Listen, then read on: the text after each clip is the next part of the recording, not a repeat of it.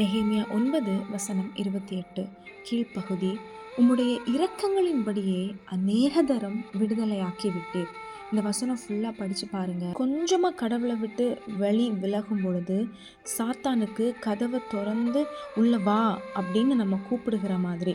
இதை நம்ம எப்போவுமே மறக்கக்கூடாது. பரிசுத்தமாக வாழும்போது சாத்தானால் நம்ம பக்கத்தில் கூட வரவே முடியாதுங்க. இந்த நாளில் கூட இசப்பா, நீங்கள் நல்ல தகப்பன், என் வாழ்க்கையில் நீங்கள் நன்மையை மட்டும்தான்ப்பா செய்கிறீங்க.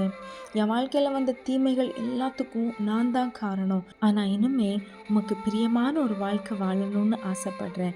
எனக்கு ஹெல்ப் பண்ணுறீங்களா இசப்பான்னு கேட்கலாம். நம்ம வாழ்க்கையில் சாத்தான் போட்ட எல்லா திட்டங்களையும் கர்த்தர் நிர்மூலமாக்கி மறுபடியும் நம்ம பொல்லாப்பு செய்யாத ஒரு இளைப்பாறுதலான வாழ்க்கையை கர்த்தர் நமக்கு தருவாராக. ஆமென்.